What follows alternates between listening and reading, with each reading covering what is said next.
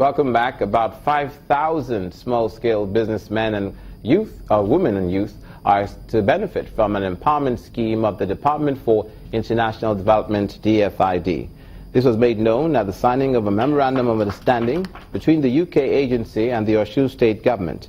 The leader of the team, Mr. David Joyner, says the scheme is aimed at providing jobs, creating wealth, and to eradicate poverty. For the state governor, Mr. Rauf Aregbesola, the collaboration is a veritable framework for development in the state. Not for lack of opportunities that we are poor. It's our inability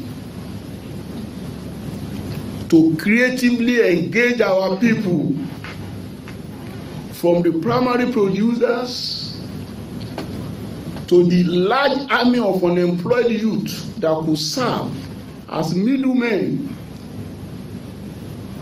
in the shade of one, production, and ultimate delivery to the end users and consumers. The project works to facilitate better connections between poor producers and poor traders and more commercial businesses, so that we can harness the power of the private sector to really kind of move these products through and create better value, but to provide a real change for the individuals concerned, for the poor, for youth, for women. So we are, as a project, working across Nigeria in various states, and we're keen to work in Osun and to bring those increased incomes to some of the people here. So, as been mentioned, we are working with up to 5,000 makers of the traditional black soap to link them with Casmo and to provide greater value into that value chain and to provide increased incomes. And we're working with clusters of soap makers in different parts of the state.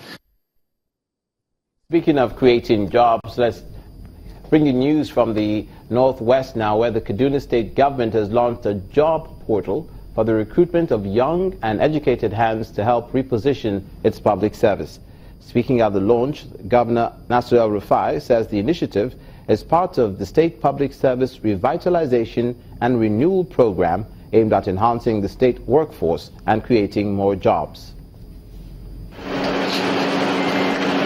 As an agent of the government, the public service is faced with many challenges, especially bureaucracy.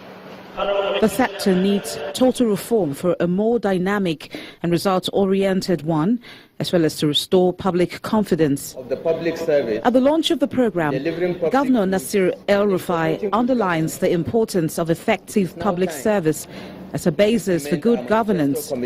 Here, he announces the lifting of an embargo on civil service recruitment made in 2008. Government will recruit from that database and will, as much as possible, encourage our private sector partners to also source personnel from that portal.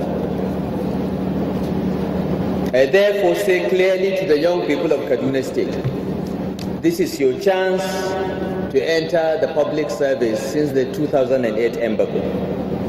Seize it and make it worthwhile, make it a worthwhile career from truly serving the public. The state chairman of Nigeria Labour Congress, Adamu Ango, and his trade union Congress counterpart, Shehu Muhammad, commends the governor for the initiative.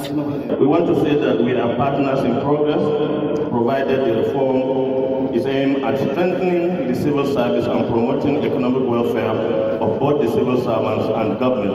The Nigeria Kaduna State Council cannot but appreciate the present administration for its commitment to effective and efficient service delivery in all economic sectors of the state. Thus, this project is a welcome development in the civil service of the state. This program no doubt shows that the Kaduna State government is doing more than just paying lip service to jobs creation and repositioning the state workforce.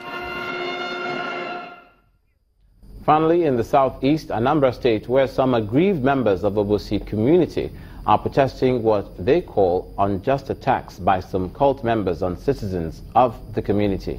The protesters marched to the government house, Oka, calling on the governor, Mr. Willie Obiano, to treat the matter urgently. They also accused the traditional ruler of masterminding the crisis. an allegation he denies. Last August, the governor of Anambra State, Willie Obiano, received the report of a 7-man administrative panel of inquiry set up to investigate the crisis in Obosi, a community in Idemili North local government area.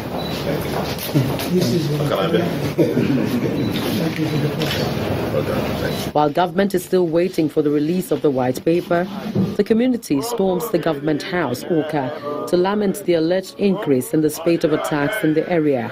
They have killed Chijokibe, and on the 29th, another testifier was shot.